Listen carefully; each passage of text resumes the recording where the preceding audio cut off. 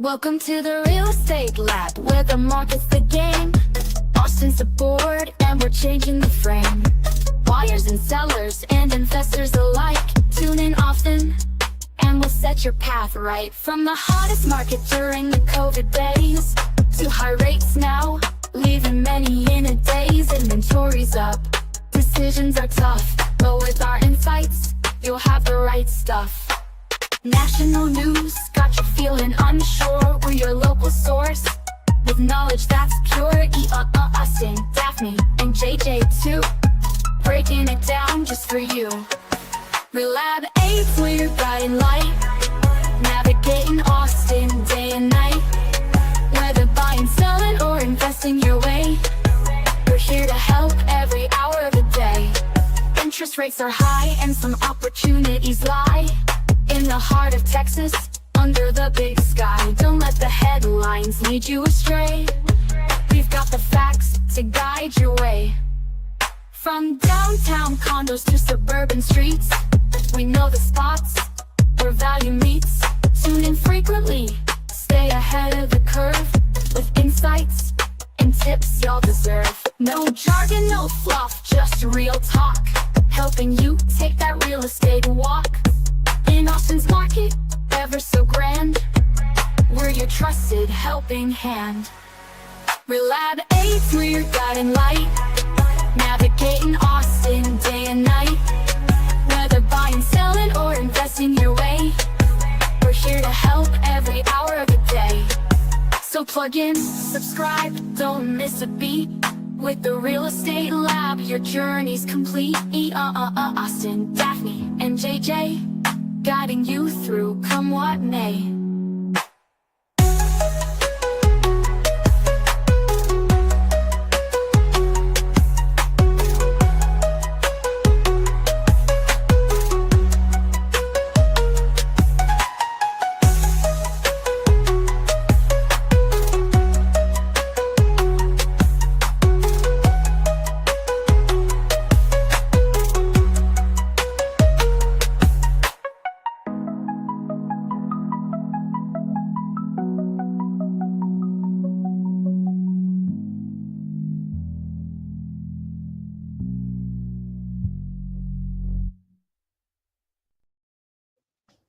Hello, viewers. Welcome to another episode of the Real Estate Lab podcast. We are 3 local realtors here with our own perspective on Austin.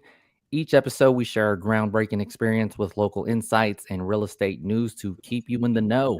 We have a fascinating topic today. We're going to talk about AI, artificial intelligence, and how it intersects with Austin and the real estate market.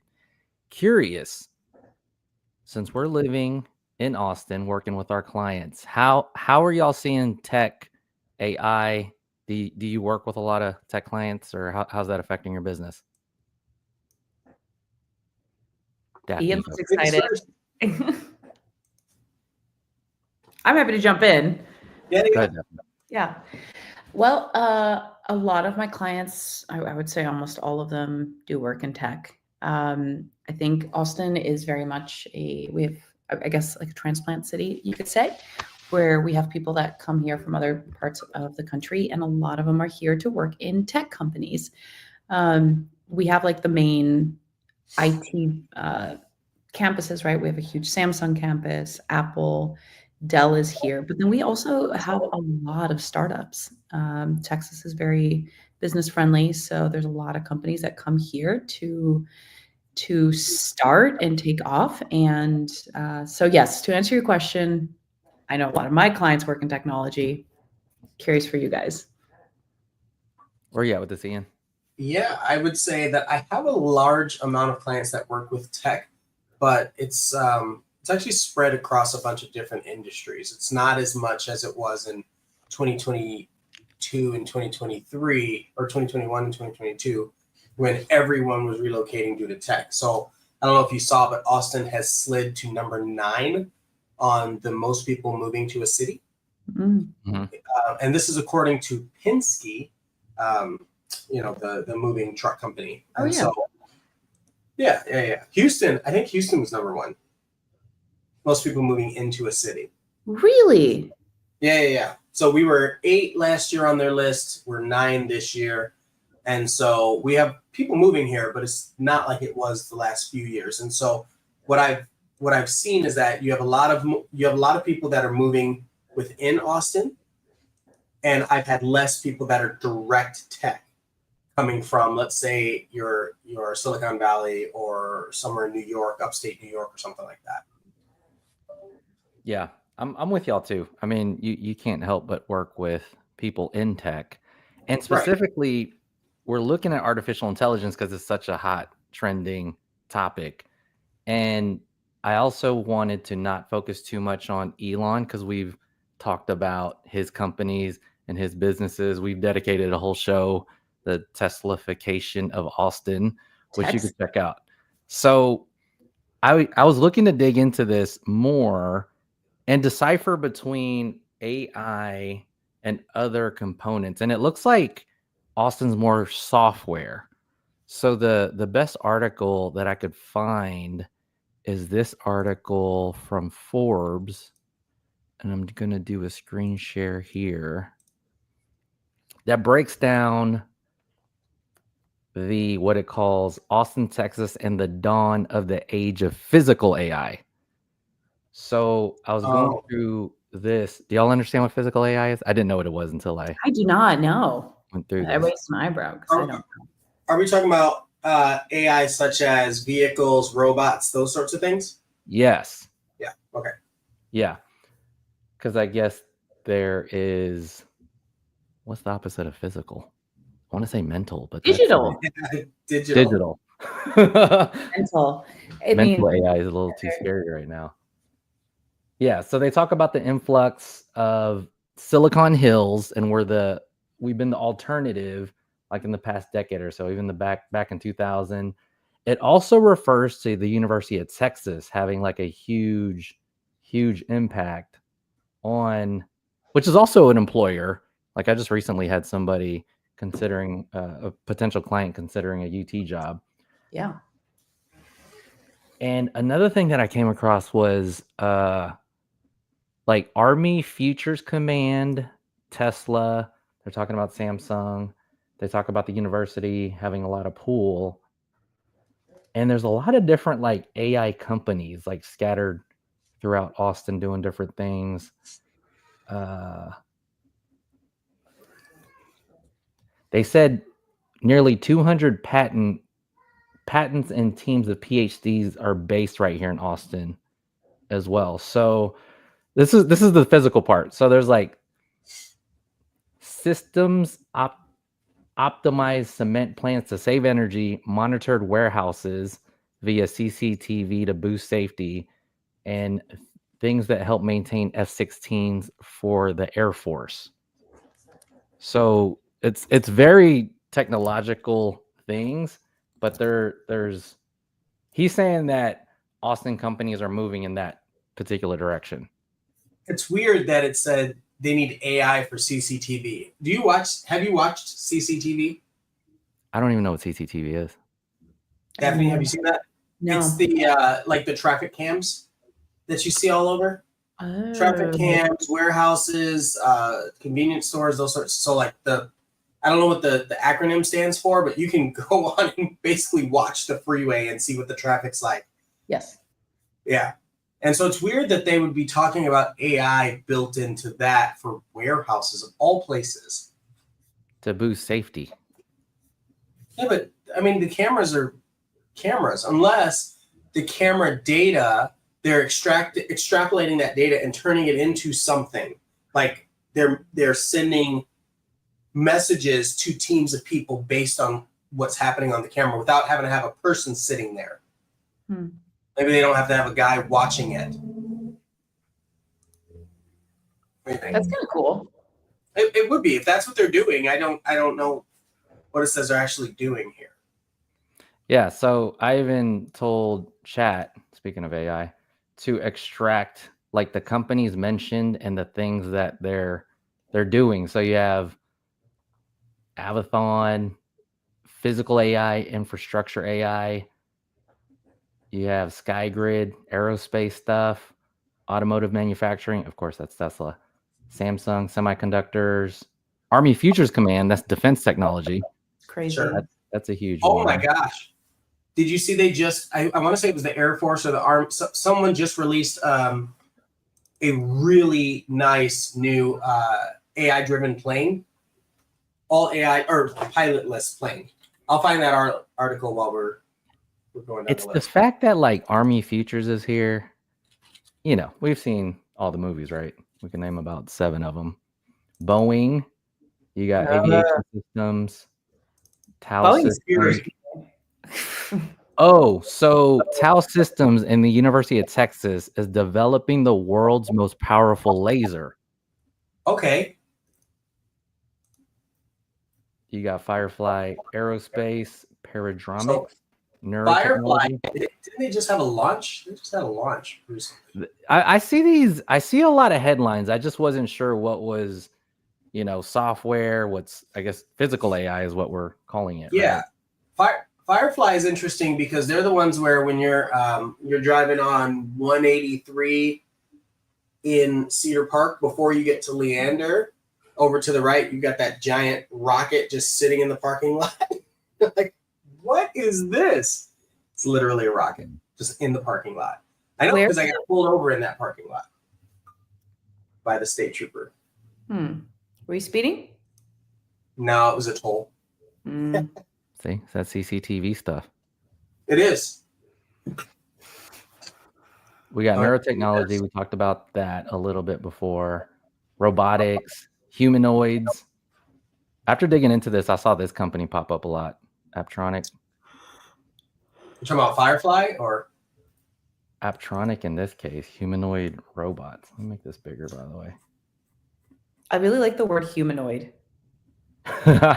Humanoid robotics with AI. Like a lot more validity than it actually probably deserves, maybe. Like you. Well, it's just cooler than robot. Bipedal have arms, kind of look like us or favor us, versus the robots that are just rolling around like the food delivery ones. Yeah, like those. Great example. Food delivery. That's not humanoid. It's not humanoid. Oh, I see. Okay, yeah. And the article does talk about Dell and medical AI connected to the university. So there's the Dell Medical Center. You got telecommunications, again, aerospace AI, Shell.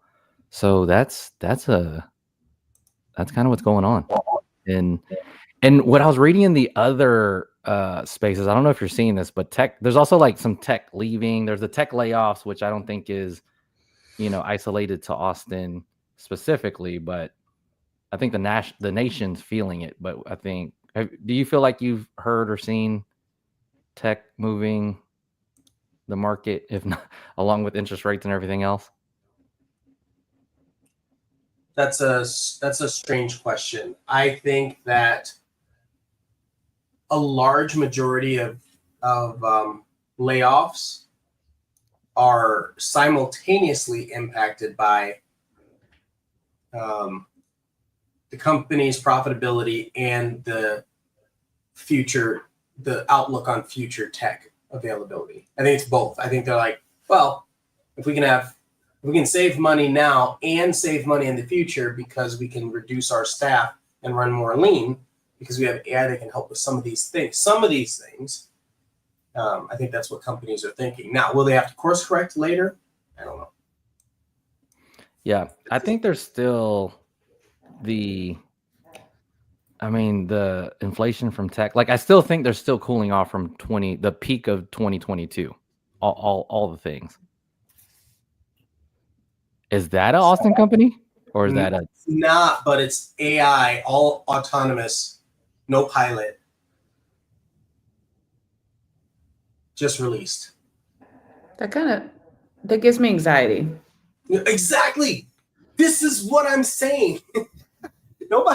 Everybody's like, they're not calling me delusional, but they're like, it's happened before. We have these advances in technology. I'm like, this is different. Think about even drone strikes, for crying out loud. Like when you had the the shift and people had access to drones.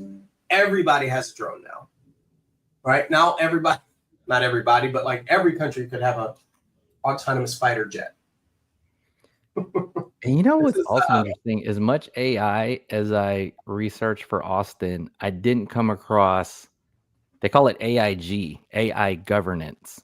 Yes. And I bring that up because we're the capital of Texas. So there's a lot of, if we're talking about education, we hear about the Capitol. We're in session right now. There's a lot of political things going on with Austin being a blueberry and tomato soup. Yep. Type of stuff. But Yes. I don't see any AI governance. So that's interesting. Well, we're in a state where they want less governance. Right. Right. And so, but we have a lot of tech. But they bring in, I know, but if you're going to bring in more tech because of less governance, you got to turn up on a little bit of governance because of the mass tech. Well, okay. So how does this all affect real estate? I think is what people want to know. Right. So we could talk about job locations. I think tech in general, yeah, because there's different layers to tech.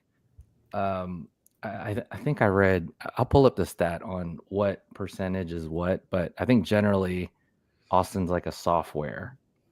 Yes. Which is digital AI, but I know you don't want to talk Elon, but physical AI, Tesla bots. Oh yeah, the Austin Gigafactory. Regarding actual physical AI, in June, have y'all seen this?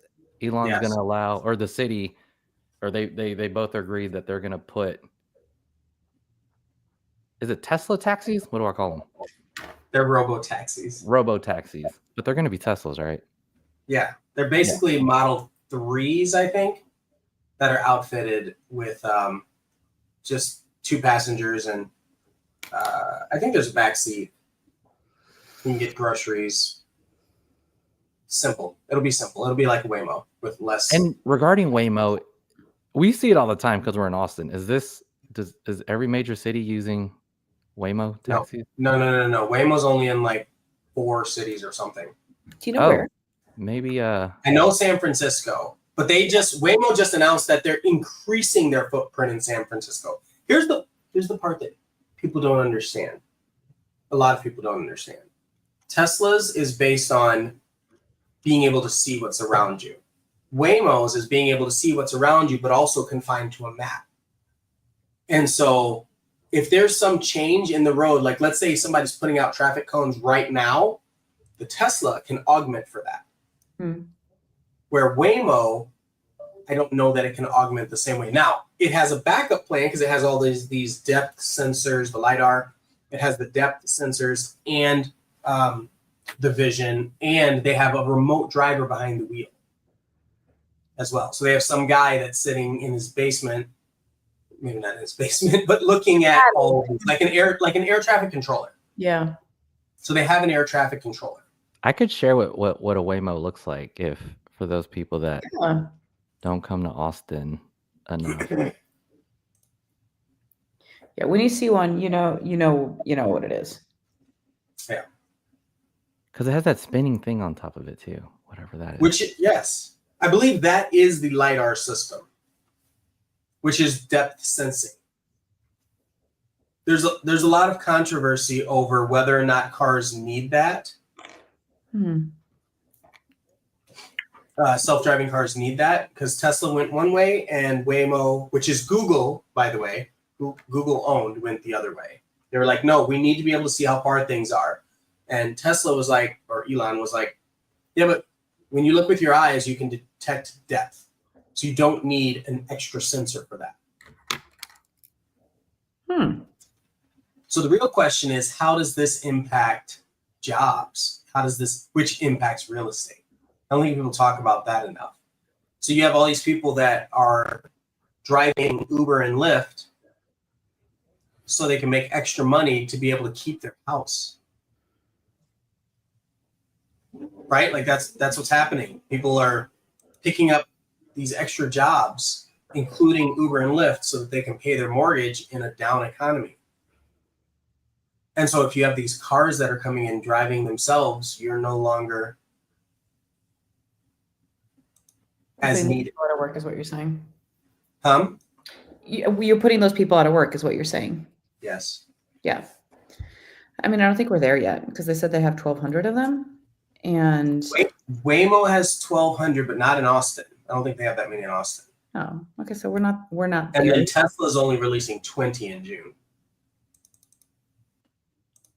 But by the end of this year, from what I remember, them saying was they'll be able to turn on all, or maybe it's beginning of next year, all Tesla vehicles that have paid for self-driving, you can turn it into this vehicle that can pick people up. So if you're sitting, and this was always part of the plan. And so if you're sitting at your house, like I'm sitting in my house right now, if I wanted to turn it on and say, hey, my truck's a robo-taxi now, or you wanted to do that, then you can just do it. It was the whole point of buying it. That's so crazy, right? Because like that means you could buy like 5 Teslas if you wanted. And there are already people that do that. Yeah. They already do that for Turo. Yeah. And for Uber and for Lyft. Mm-hmm. And now you can do it and not even be there. That's awesome. Versus having someone rent your car so that they can take. That's allowing people to be more creative and more industrial, I think. I hope so. Yeah. But I feel like there'd be a lot of insurance, but yeah. Yes. Yeah. It is a lot of insurance. But again, it goes back to when you add, let's say you add 5,000 of these vehicles. Okay. That obliterates everyone who's doing Lyft and Uber. Maybe. And the people that are doing Lyft and Uber probably don't have the Teslas. Yeah, I think it's going to create a different market because there's a lot of people, especially being in Texas, that don't want to be driven around by a self-driving car, be it self-driving and AI or be it because it's an electric vehicle. There's a lot of people that just don't want that. And maybe the market will shrink a little bit, but I wouldn't see that disappearing altogether. We also need enough time to create more consumer confidence around this product. And we're just not there. Like I have a self-driving car and I don't know that I would take a Waymo. I just literally got back an hour and a half ago from Chicago to here. I even recorded it because I'm going to post a video on YouTube talking about like how crazy it is that I did not have to touch the wheel to go through all these crazy traffic cones, all these like just construction in general, these weird roundabouts, all these strange turns that people already have a hard time making. Like that one in there's one in Pflugerville and in Round Rock. Oh yes, yes, I know. It's like Dessa and Pecan. Yes. Yes. That's a mess. Stupidest. I mean, I don't like calling things stupid, but I really cannot handle whatever engineer designed that. Now, is it efficient? I don't know. But I think even as a human, I'm looking at this like, well, which way am I supposed to go? It's so weird. It's like 4 lanes and one in the middle is going here, one's going forward, the 2 on the outside are going the opposite direction. It's just so strange. It's very confusing. It's very confusing. I doesn't have a problem with it.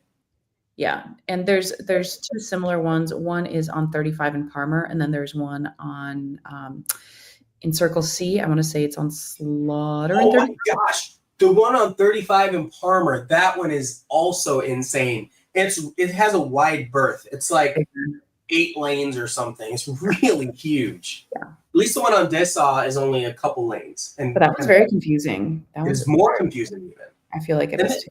And then there's University and 35. Oh my goodness, yes. Where it's just on the ground here. It's like this. It's a DNA icon. Yeah. What is it? So back to real estate. Is there areas for those people that aren't familiar with Austin that you feel like are like tech neighborhoods, so to speak? Yes. Absolutely.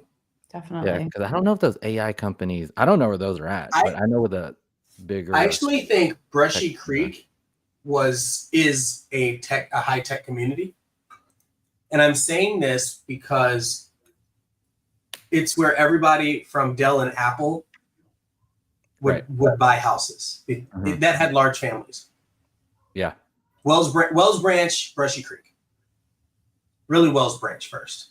Even generally kind of like Northwest Austin a little bit because of Apple, Dell's and Round Rock. Definitely. I think honestly they're all tech. Yeah, I know. I was starting to pick it apart, and then I was like, wait a minute. There are a lot.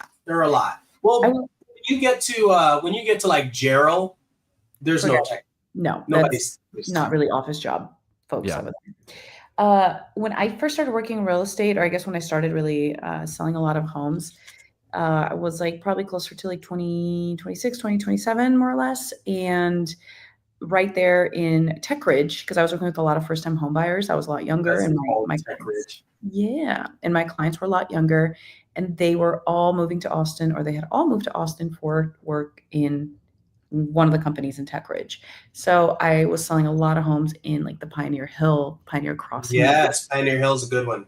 Really affordable, still affordable compared to other options. New and or newer homes, plenty of amenities, and really close to tons of stuff to do. Yeah, I've done a few in Pioneer Hill. I like that. I like that area. There were a couple other like DR Horton and KB communities that like popped up real fast, and everybody wanted them because they were affordable. They were in the right location, like you said, Tech Ridge-ish area. Yep. I wanted to pull this up. So this is the one we were talking about in Round Rock, where you have University that crosses the street here. Mm-hmm. And then you have, like, you can see the arrows that show the direction of traffic. It looks bad.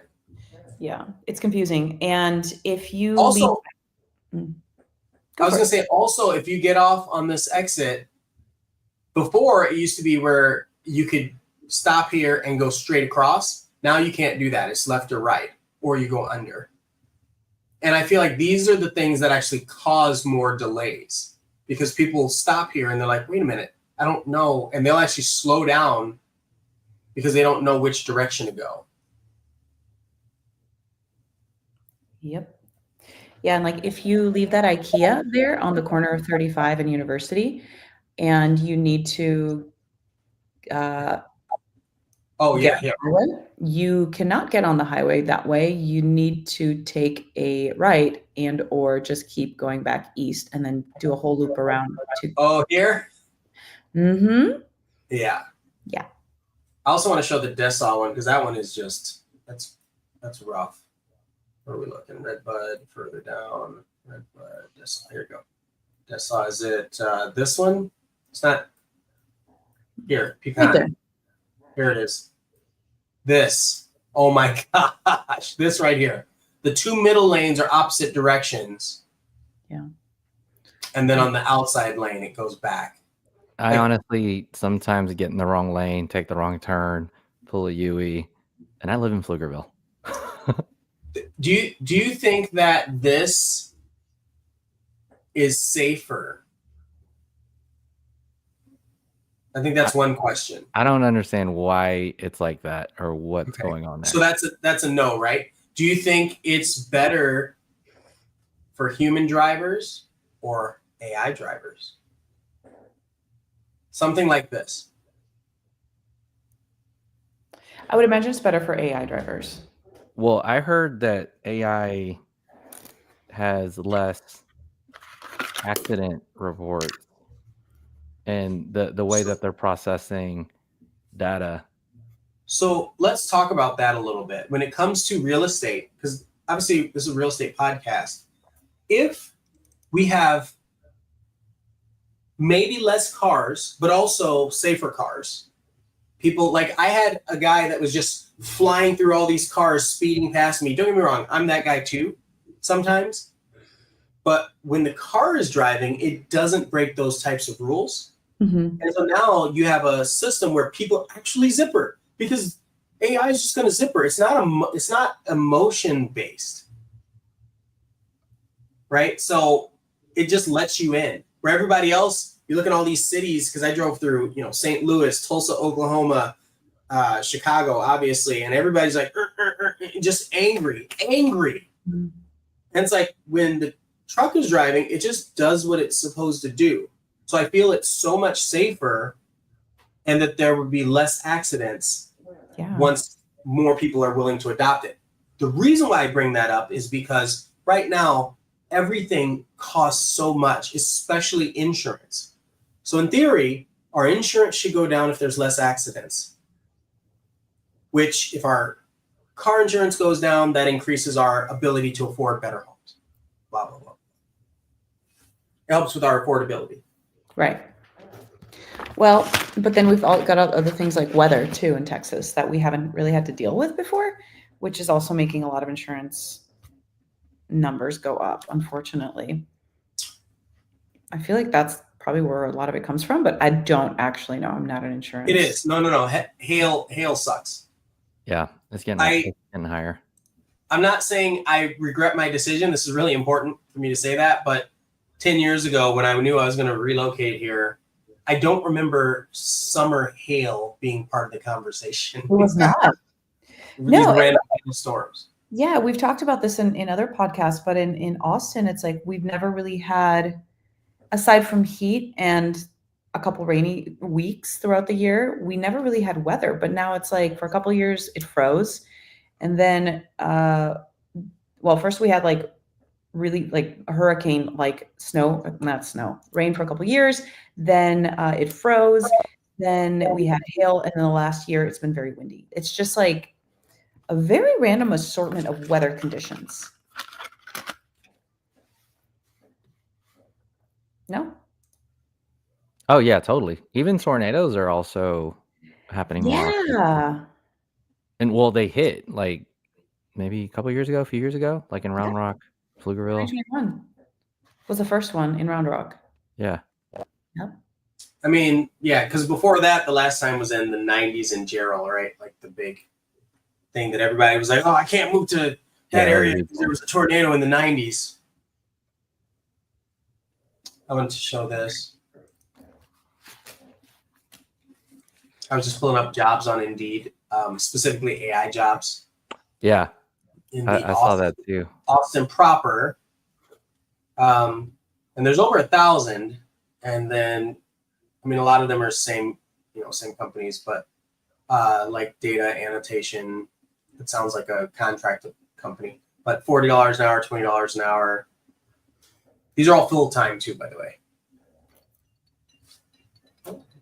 Yeah, I have there's this biology tutor, AI trainer. Huh? Sure. Where is it at? I'm sorry, what were you saying, JJ? There's a site where it shows you similar, and it showed the number of people in the company as well. These were all the AI jobs I found in Austin here. So top Austin, Texas AI companies. And then you can see the number of employees here and the markets they're in. So you see healthcare. This is a big one. PwC. Oh, PwC. I did read about cybersecurity, like AI doing more analysis too. Because you got PwC there, SailPoint. You can see these offices. So the company would have, 2,500 employees, multiple offices, different areas. You got John Deere looking for AI, 8 offices, Austin, ARM. Some of these, you mentioned medical. I'm so sorry, but you mentioned medical, which made me think of the medical district that they're building, where what was it, UT? Some building was knocked down, and they're going to put what's the big medical place in Houston? I know. I'm just driving through there. Darn it. Yeah, it's MD Anderson. Yes. Yeah. Thank you. So they're coming here, and obviously medicine is starting to adopt some of the like AI tools that we have. It'll be so interesting to see how we're going to get more of a medical community in Austin. We have a decent one, but it doesn't compare to what there is in Houston, 1. And then 2, that's going to be tied with AI too. So I think that's going to create a lot of work, a lot of new jobs. Yeah, that's my 2 cents on that. Sorry. Yeah, I do want to hear more about AI in the health industry. I feel like I keep seeing the robots and the spacecrafts and the drones. Yeah.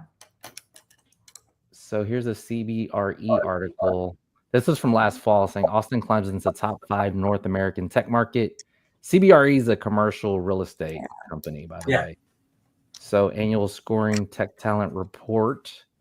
And they say here Austin now has 7,396 tech talent workers specialized in AI, making it a top 10 market in North America. And this is the stat I was talking about. Most Austinites working in tech jobs were software engineers at 62.1%, according to CBRE. I feel like they would know. Yeah, they watch the markets. And, I was looking at office spaces too. It's the same companies that we're familiar with. But one interesting article was the Wall Street Journal. This came out a couple days ago, May 20th. Austin's reign as a tech hub might be coming to an end. And all it's really saying, what's that? I was going to say, what's the reason they gave? It's just saying that some of the people are going to New York City, like they're going to other cities, Denver, Toronto. It's very clickbaity. Yeah, it's clickbaity. We know that it dropped from being, number 1, number 2 on the list for a while to now number 9. Yeah. And that was bound to happen. We were well overdue for that because when I started selling real estate in 2012, I remember the broker I was working with would tell me, he's like, oh, there's 110 people moving to Austin every day. Yep. And that had already been going on before I got licensed. So that was not a sustainable number. It had to drop. And honestly, good. Like that's too much.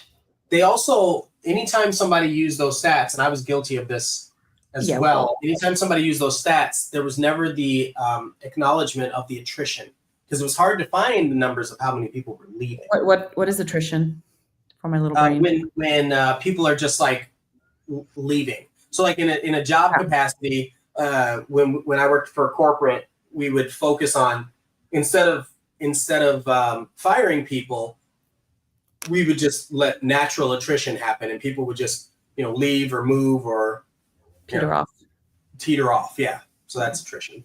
Okay. Yeah, it's the growth numbers that are interesting because because we got so hot, so when we cool off, people are like, oh my gosh, it's like a crash, and it's like, hold up, but you got to take into effect that it was a boom, so it offsets each other a little bit.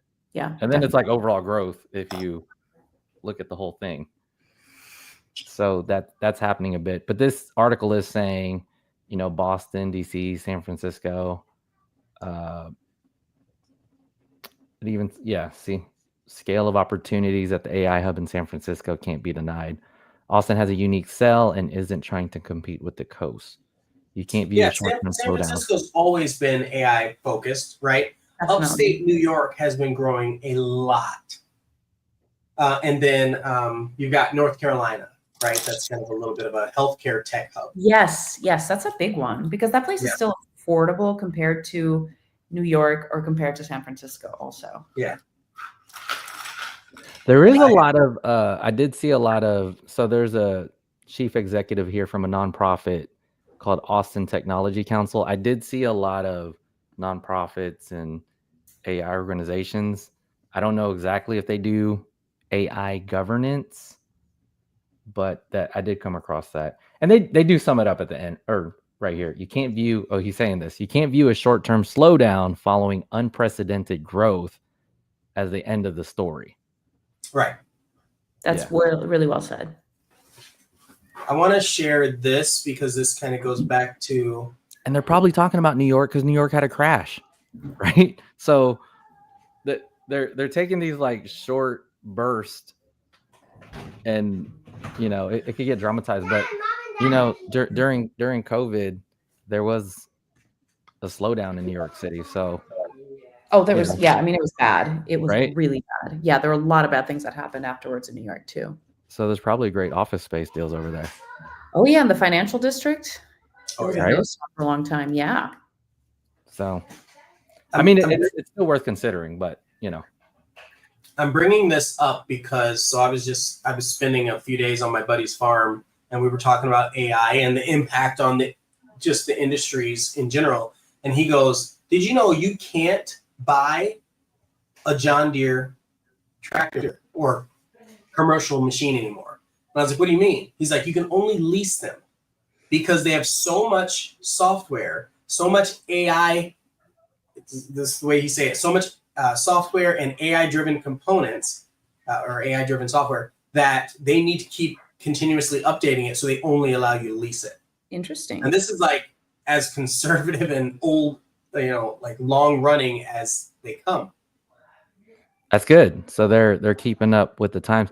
And I don't know if y'all saw it, but John Deere was on this list of Austin offices too. Yes. AI companies. Well, and that's why I bring that again. Another reason I bring that up. People are so focused on Austin being a tech hub, and we are, but we're also a healthcare, and we've got a lot of we have a lot of farmland around us, and then the food industry is actually propped up by so much of our farmland, and so we have all this food and entertainment as well, and there's just more music venues being announced left and right. It's great. Yeah, the big draw again. Back to the Forbes article. It talks about the amount of like where the graduates are going, and Austin's a huge space for fresh, workforce. Yeah, there's actually a Bitcoin. Oracle takes advantage of that. I don't know if y'all's demographics. Do you catch Oracle being like younger people? No. Well, I mean, developers. I think it's one of those companies where if you're a developer and you just want to work on fun things and make a lot of money, it's one of the companies you're going to look at. You're not going to deny them that. Also, their location, good location for younger demographic. Yeah. Bitcoin pizza party tonight. Oh my goodness. What does that mean in English?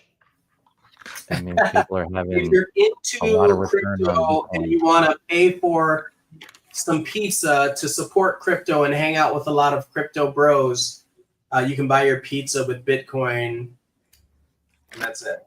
And it's like a networking event. Oh, that's cute. Yeah. Thank you. JJ's going to go to that for sure. Yeah, I'll text it to you after this. If anybody needs that link, DM me on Instagram, and I'll send it to them. But I'll send it. It's downtown. I want to say near South Congress. I don't know what the actual address is. I just have the link. I was asked to be a sponsor of it, and I was like, I'm just getting back. I can't do it. You're not going to go. I can't. No. I'm so tired. No. I'm so tired. No way. I just drove 22 hours, something like that. That sounds right. Yeah. How long were you gone? Oh, I left last Tuesday. Why did you drive instead of fly? Great question. Because I have agents all over the country, people that I had to visit, and friends that I had to visit. So I went like a road trip. Yeah. So, because I wanted to go to this place and this place and this place and this place. So I actually went to a retreat in Chicago, and one of my agents there, she put on this like wellness retreat, and there was this blessed cacao ceremony and sound bathing, and like it was pretty legit at basically a country club right over the Chicago River. It's like all the things that aren't supposed to go together, they were there. That's so cool. That's so cool. And so that was 3 days, and it was a retreat mastermind. And so we worked on our business and resetting and just thinking through like what are the things that we really want to focus on. That's awesome. And then it was a wonderful like network, smaller group of people that are they're doing well in real estate, and they're focused on what's the next goal. Yeah, got to get in the rooms with the smart people. Yeah. I'm positively envious, like in a good way. That sounds really lovely. I actually, you would be awesome for that. JJ, I don't know if that's too up in the clouds for you. I don't know if that's your vibe. What's that? Like a sound bathing and blessed cacao ceremonies. I don't think that. Nah, I attempt to meditate. Well, and we did that. We actually opened with a meditation session, and it was really cool. And then the girl that was hosting the sound bathing was a former opera singer. What? So she was like, wow. And so she sings really well. She has a lovely voice. I can sit there and just listen to her voice. That's it. That puts me at peace. That is so cool. That is so cool. Was that with other agents? Yeah, it was an agent retreat. What's your take on, because I feel like all the cities are different. We have growing inventory, and like where do you see that? And is tech going to absorb this, or how are y'all feeling about the market? Because the growing inventory, every time the stats come out, to me, I keep seeing the inventory getting bigger. I like that you brought that up, because when I was in Chicago, and near Milwaukee, both of those places are on fire. Yeah, Chicago is popping right now. On fire. Question. It's also been affordable to me. Actually, can I ask something about Chicago? I heard that they have a very strong rental market there. They do. That's just the cost of living in general. Okay. I feel like it's like New York. Everybody rents until they can afford something way, way, way, way over there, or buy a building, or Yeah. It's hard. Like you don't get a house. It's not easy to get a house in the city for less than $1 million. In Chicago? Right. Really? In proper. And when I say a house, I'm talking freestanding building. Interesting. I think Chicago's there's a range, but like when you're comparing what you're going to get in Texas versus there, you have to spend more. Or in this area. Okay. And it's not, yes. Yeah. But you do get basements. You do. Yeah. Did you feel like a polarized $100,000 house there is a 3-bedroom, 1,400, 1,500 square feet. Like an equivalent build, because you have so many old houses there. Everything's old. Yeah, they're like 100 years old. Yeah, all the houses are 100 years old, and the streets are this narrow. You don't get garages. And there's so much variety there. It's different. Northern city living. Yeah. So how are y'all feeling about? Are y'all seeing growing inventory of listings? Yes. Active listings. Yeah. You mean in Austin? Yeah. Oh my God, yes. It's a little disconcerting, I think is the word I'm supposed to use. Right? Because we see them going up. We knew that it was going there had to be a point where it happened. The question is, how many people are on the sidelines waiting for something to happen? I don't know that answer, but there are probably a lot of buyers who are waiting for the bottom. And then there are probably a lot of sellers still at this point that are like, well, I don't want to list it. I know this. I've had so many people say, well, I don't want to list it yet because I don't want it to sit. Can I offer an opposite perspective? Yeah. Bring it. So I've had so many listings and so many coming soon listings. And I tell my clients today, if you don't have to sell, don't. And I tell them, like, this is a crap market to be selling. Yeah. And I try to set very low expectations, blah, blah, blah. But what I believe is happening is that people have kind of gotten home sellers have gotten over the sticker shock of no longer getting 100 to 200,000 over their asking price. Yes. And now they're at the point where they've been thinking about it. And they're like, well, we actually just need to move. The market's not going to bounce back miraculously like it was in 21. So people are making harder decisions. Like, hopefully, a lot of the clients I have bought their house in like 2017 and 18. So they've got pretty decent equity today. But I think kind of that like sticker shock and that like expectation of we're going to go in multiple offers in 4 hours is completely gone. I think people now are seeing things with reality glasses. I love it. No more beer goggles. Yeah. Reality glasses. Yeah. I mean, but it is. So like, I just looked at on MLS right now, and on Travis Hayes and Williamson County alone, we have 13,000 433 homes active. 13,000. We had 4,000 homes on the market. Like we a have few years ago. 13,000 right now. Awesome. Yeah, a few years ago, it was like 1,000 or 2,000, 4,000. Yeah. Do you think that has anything to do with the? Is it employment? Is it? Oh, I'll say it 1,000 times. People having the reality of A, they have to go back to work, and B, they don't like Texas, but they thought they would. Mm-hmm. Has caused a lot of people to come here and say, never mind. Whether it's weather, whether it's politics, whether it's cost of living, whether it's they thought the lifestyle would be one way and it wasn't, whether it's they came here and then it was like Snowmageddon, the snail epidemic, the tornadoes, and then more hail. And like when someone comes here from California and they're just riddled with all these natural disasters. I feel like Austin's like a test market for climate. Yeah. Well, like the weather gods are like, let's throw random stuff down. And there was no water in Lake Travis. Like, nothing. There's still no water. Oh, well, here's the thing. Lake Travis isn't a lake. It's actually a river that was dammed. It's not natural. It's not supposed to be there in that way. So, yeah, it's going to dry up. And so right. I'm not saying that at you necessarily, but it's like people are always like, oh, my God, the lake's dry. Well, it's not a real lake. Yeah. I haven't grown up in Minnesota. Right. I know what a lake is. It's also Barton Springs and any of these places that are, that have water when it rains, and then all of a sudden it's all gone. And so people kind of plan their lives around having these types of things. Mm-hmm. There were multiple times where I've gone to Barton Springs, one of those, the creeks behind the springs. And I'm like, we'll bring the dogs and we'll go with a couple friends, bring some lunch. And then it's like, oh, it's completely dry, dusty dry. Yeah.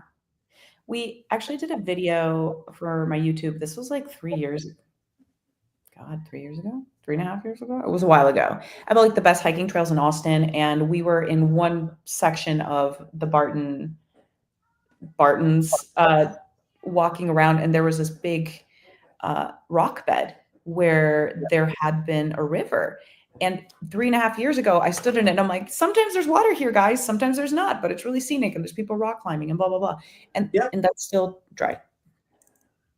Yeah. Sometimes Island in Lake Travis. Seriously. Sometimes you can see the little islands in there. Yeah, I had a listing in there when the water's low. When the water was low, the water's low now too. If you want to get in when it's low with the market and the water.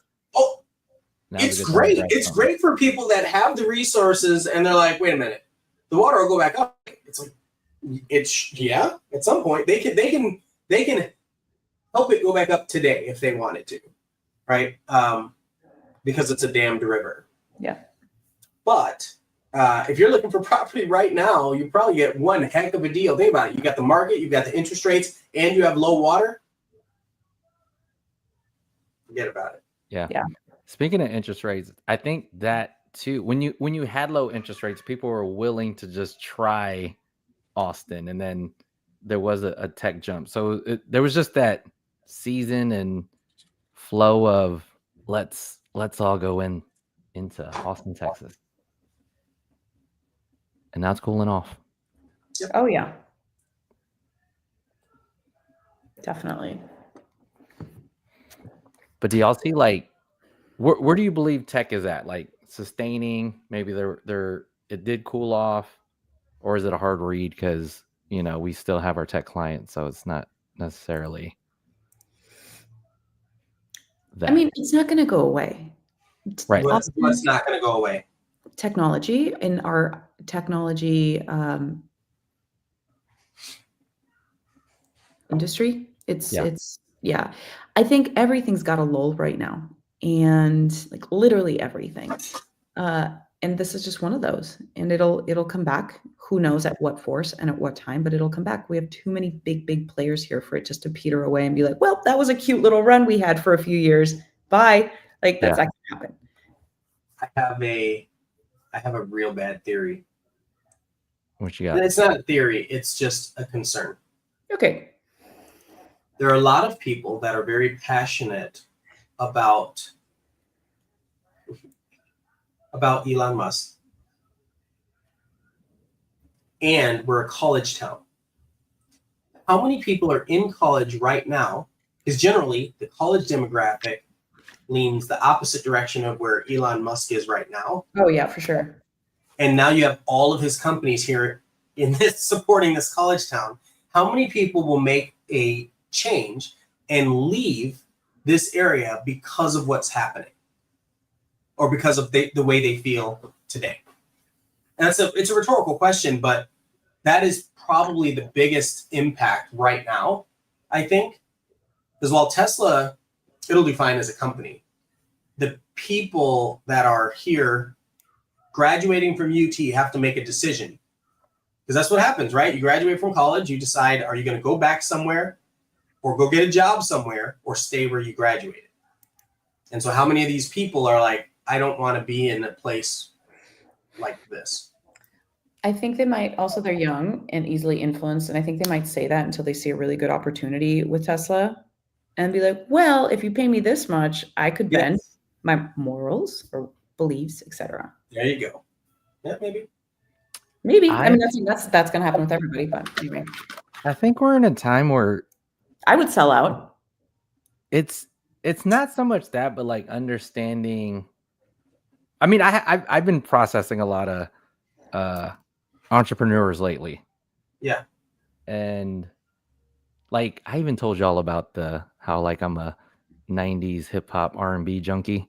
Yeah. So there's all these news about, some of those entrepreneurial moguls. But I feel like there's like a yin and a yang. Like, there's things that we love about the country. There's things that are, challenging about the country. But I don't know how everybody else responds to it. But I don't know if Elon could take the weirdness of Austin away, even though it's a huge, trait of Austin now. Yeah, it's not that. It's more of like the people that are flipping off Cybertrucks. Those people. Yeah.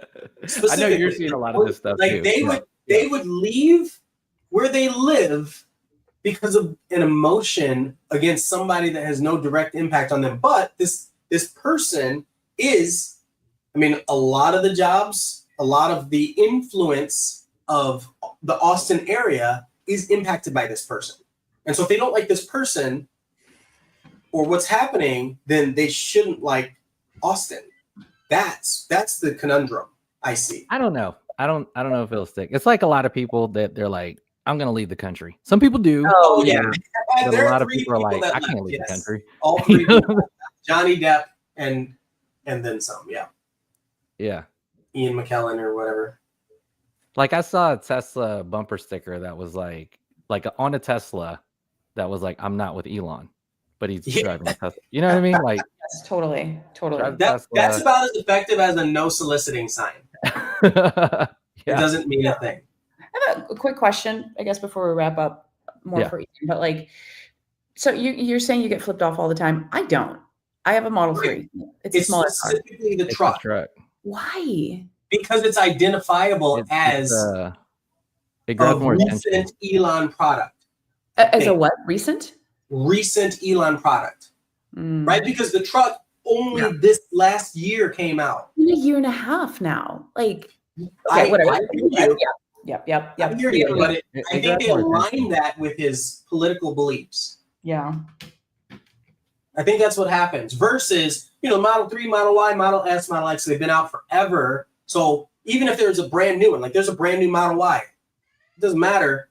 There's still, it's like those have always been around. The truck is like a current Elon thing, just like the Tesla bot or the robo taxis. I wonder how many of those will be maybe not vandalized, but how many issues we're going to have just because of an emotional response to what's going on. Yeah.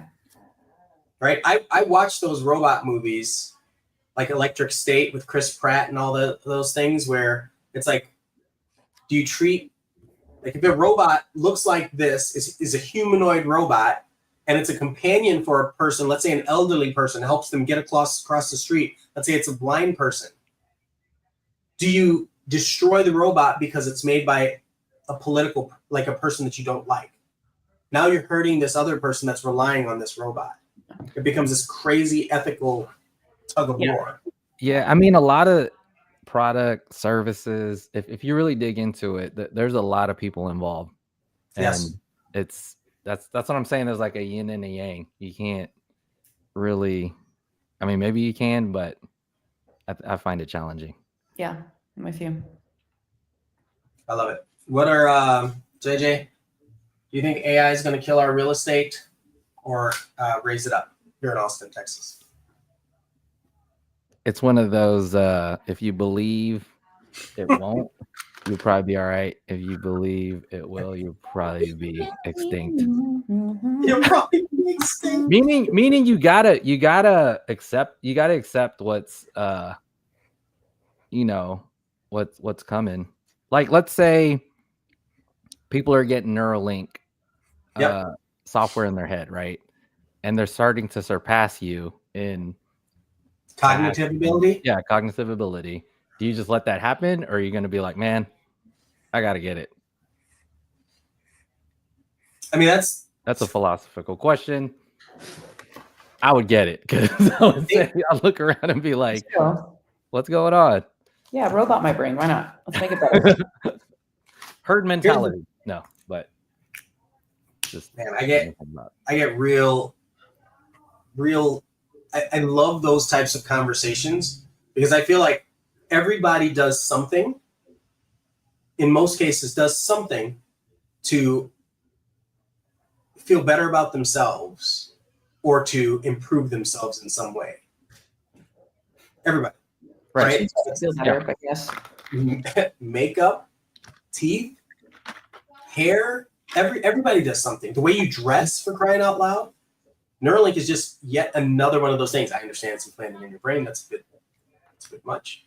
But I will say this: in 20 years, it won't be a bit much. The main thing is get educated about it. You know, I just started diving into like exactly what's happening in the market, and we talked about the companies here.